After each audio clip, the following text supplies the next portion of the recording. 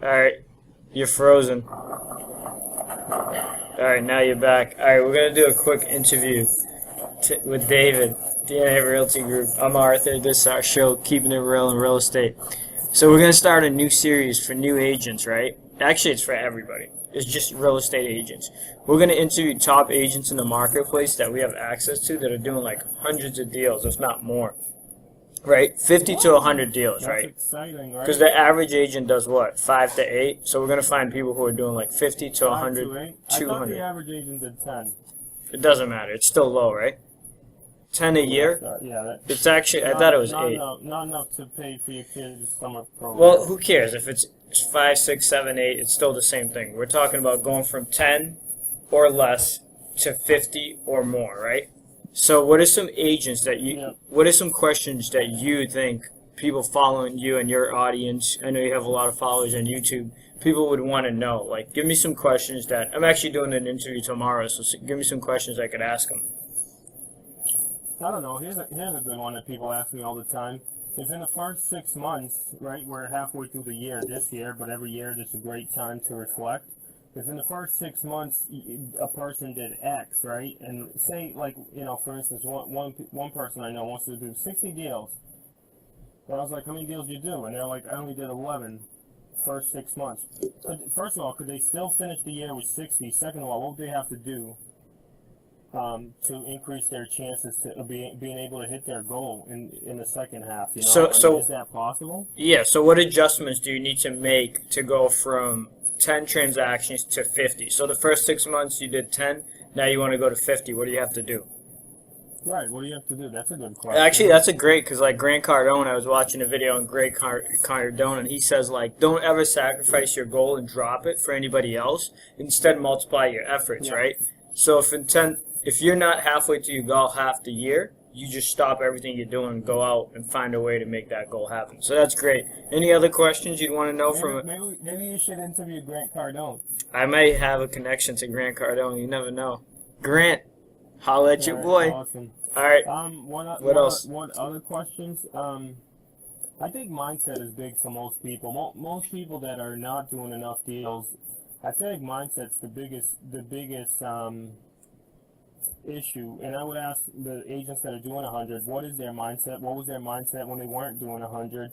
And if it was crappy and then they fixed it, how did they fix it? What you know, proactive steps could they describe that they think they did, you know? Yep. So what do they think about on a daily basis? Because you know what? Actually, for the people that we coach in our business, one of the biggest thing that I know, the biggest difference from people who are doing really well and people who aren't is mindset. Like, you could just hear their mindset coming out of their mouth with the things they say and the way they talk and the victim mentality or limiting beliefs. So that's definitely a good one. I'm going to add that to my list. Yeah, like the victim mentality. Like, what do they think? You know, like my coach always tells me, you're 100% responsible for the way you think, and only you can change 100% of what's going on in between your heads. What is, you know, if somebody's doing 100 deals, 200 deals, what's their take on that? What are their strategies, right?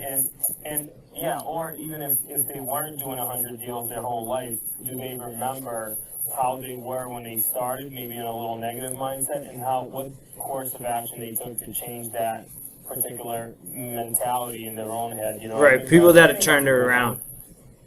Yeah, what I find is like,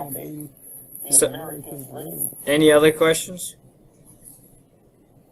Right now? You know this video is going to go get posted on YouTube, right? No, it's not. Yeah, it is. This is a test. Yeah, a test that gets posted. Alright, give me one more question. My hair team. One more question. Alright, here's a good one. Should people, so what's the better way to get business? Cold calling or referral database, building it that way? What's the better way to start? What's the better way to go? Yeah, what if they don't know anyway, but they do business? So how about a question like, where's most of your business comes from, and what do you think is the best source of business for you? Because I feel like if somebody never cold called or never got a referral, they can't tell you the comparison. You don't know who I'm interviewing yet. Alright, that's a good question. Could be an agent that's been doing. I'm assuming you're interviewing somebody mega, like really cool people, so, you know, Yeah, I got a hot list. All right, actually, I'll finish off with this. A referral from you. Do you want me to interview or reach out to anybody specifically who you've seen do really good business that you're like, I want to see what they do? Actually, yeah, you know, I have my friend Sheila Selby, who's down in, I think, Virginia or Washington. Yep. And then I would love to interview my friend Stephanie, actually one of our coaching clients. I'd love to see how she built it. And I'd love to see my friend Mariana Costa out of the Cape, because I feel like she does a good team. And who else do we got? That's about it. I'm sure there's a lot of people, you know, but I mean, those three come to mind. So That's a good hit list. All right. Tell them I sent you. All right, I will. Let me get through interview number 1 on keeping it real in real estate, and then we'll get to the rest of them. All right, awesome. All right, awesome. Go make some deals happen, my man. I love you, YouTube, Facebook, whatever. Twitter, Instagram. Twitter, Snap, not Snapchat. All right, guys, we're signing off. Snapchat's the best.